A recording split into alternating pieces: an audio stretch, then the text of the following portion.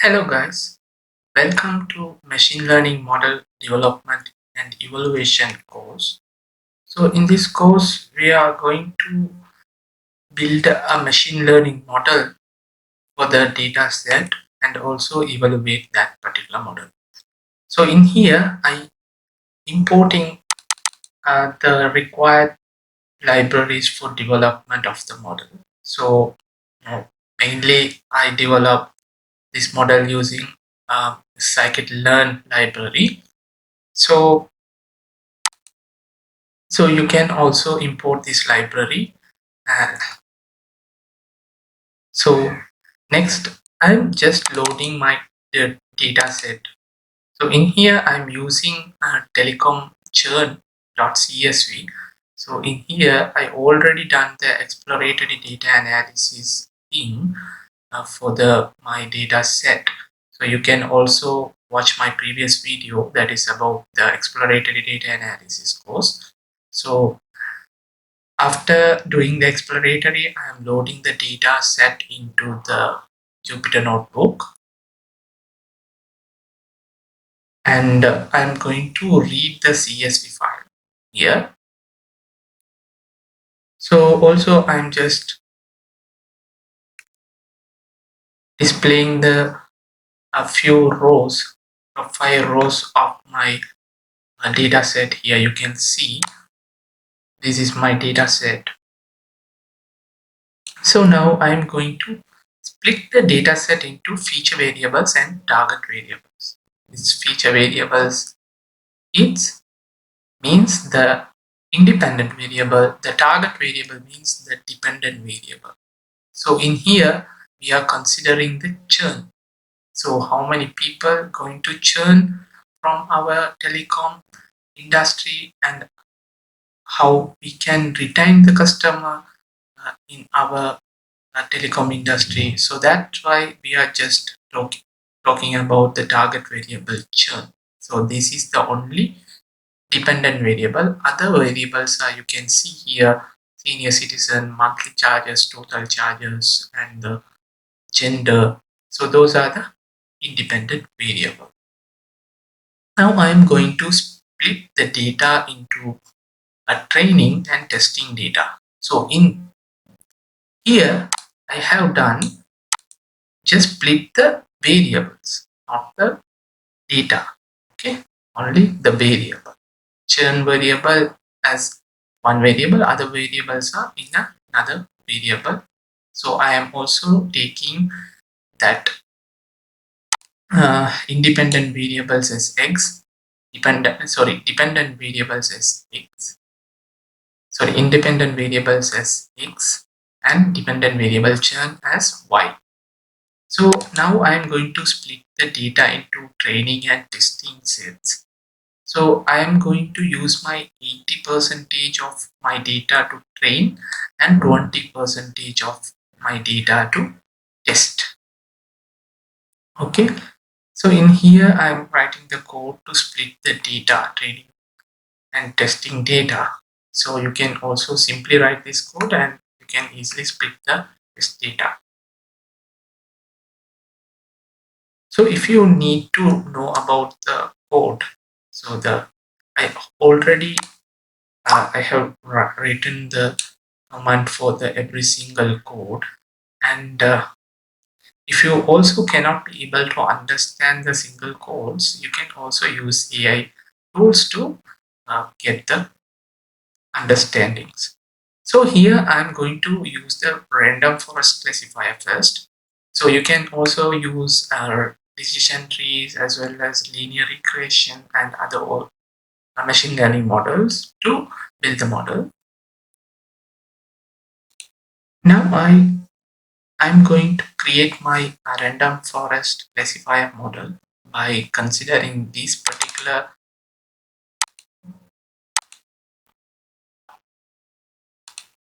So now I am going to create my random forest classifier model. So by considering these specifications, also I'm going to fit the training data to the random forest classifier. So I'm writing this code to fit the training data. And now I am going to write the code for predicting the dependent variable, that is being the my churn is the target variable for the test data.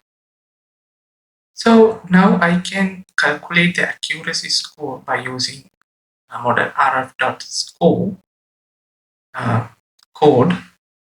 So this will just give the accuracy. So you can see that the accuracy is 0.80. Is the accuracy is very low, you can see, because the thing is the accuracy we need to achieve is around like 0.9 or 0.95. So that accuracy need to be in that particular model. So that's what you can easily predict the future data correctly. So if your accuracy is like this 0.8, it will not accurately uh, predict your upcoming test data and training data.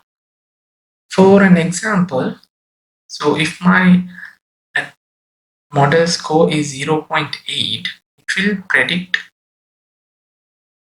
if I will give 5 data to test my model, it will only give the 4 correct answers, 1 wrong answer. So that is a big thing. You need to avoid it, that one. For that particular thing, so also I'm printing the classification report. Here also you can see the accuracy, and you can also can see that precision recall. So that are not very much important to this up to this point. So now I am going to create a resampling. So for an example, you can think what is resampling means. I will explain. So resampling is you have a data set for x variable and y variable. So in here, so you are, so I'm not using this. So in here, you have the data set for females and males. Okay. So female data, so you are dealing with some kind of data, for an example, telecom data or other sales data. So you are only considering data here, the female. So for an example, you consider these genders as independent variable to predict some dependent variable. For an example, this can be an independent variable of one particular data set like sales data set. So you need to predict the amount of sales using this gender. So gender is very important when you need to predict the sales. So in here you are only having 40 data. Okay, you are having total of 100 data. The female data is only 40. The male data is 60. Okay, the male data 60 and you're only having female data 40. So in here what you can do is, if you directly input your if you input your data set into the machine learning model, it will more train to for the male data, not the female data. So you are training your model more than so according to the male data. So you are not, it's like biased things. So it is biased to the male data. So it will give more priority to male data because you are just giving more data compared to male data compared to female data.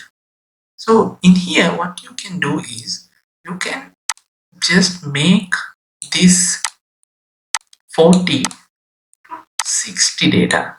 For an example, you can just copy paste the 20 data from these 40 data, so you can get 60 data. Rather than doing that, you can also do you can just remove 20 data from the male data. So if you are removing, you will get 40 data, and the female data also 40. So one way is you can copy paste the 20 data to equalize the male data, and if you are not able to do that, you can also remove the 20 data. Okay, so this is a resampling method. If you are going 40 to 60, it will it says like upsampling, and if you are going down, okay, that is downsampling. So sampling is important when you're dealing with prediction uh, by using the machine learning models. So in here, you can also simply import the algorithm to do this resampling thing.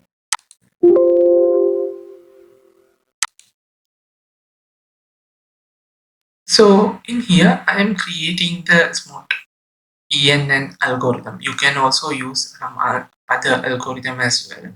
So I am here using smart EN, and I resampling the data using smart EN. So this is the resampling code. So now I am going to split the resample data into training data. Same thing I am doing here. So before also I done these things.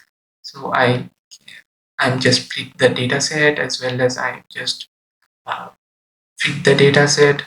Likewise, after the resampling, I'm just fitting the resample data into training and testing. So the size also same. I am giving 0.2 for testing. Okay, if you are trained data, you need to input 0.8. So I'm creating next I'm creating a random forest classifier model with smart EN resample data. So this is my specification of the random classifier model, and now I am fitting the trained data for my classifier for my resample data. So I am also now predicting the target variable for the resample test data. Now I'm calculating the accuracy. So I'm getting error. So I want to run all the codes to uh, get uh, the model score. So you can also see this model score here, accuracy score. It's like 0.994. So you need to print here. Here also you can see that 0.94. So before that, we just get 0.8. So now after the resampling, the model score is, the accuracy score is increased. So you can see that one. So you can use other particular models as well to predict your test data. So now also I'm just mm, showing that for the decision tree classifier as well. So same thing I have doing. So scikit-learn, from the scikit-learn I'm just importing the decision tree classifier. So now I am just creating the model. After that, I'm fitting the training data and predicting the target variable for the test data. Now I'm calculating the score, and you can see this is also very same. So we are also getting same accuracy score, almost same. So here you can see it's around 0.8 0.03. Okay, so in here 0.800. It is little bit lower compared to the random forest classifier. Also, next I'm also doing the same thing. I'm creating the smart en for the resampling purpose, and I'm doing the uh, resampling and splitting the test data and training data. And now I am fitting the train data. So after that, I'm just doing the uh, prediction. So now I'm just going to uh, predict the print the score for this particular uh, model. So I'm getting 0.939. Okay, so almost 0.94. So the accuracy is same for uh, random forest classifier as well as decision tree classifier after the resampling. So in here you can see 0.38 938, and here you can see 939. So little bit the decision tree is now, in this case decision tree is little bit greater compared to the random forest. So that is all about this particular course. So you need, if you don't understand the codes, that's not a big thing. So you can use this particular code. You can also if you want to need how this code works, so you can also comment on this particular video. So I will create another video for how this particular codes work, how to create this code. So the meaning of the code I will explain. So this is the meaning of the code is not a big thing. So you need to understand the code. So what is doing. If you are familiar with the code, if you are making uh, if you are coding too much, and if you know how this code is work, you can easily create these types of models and evaluate the models.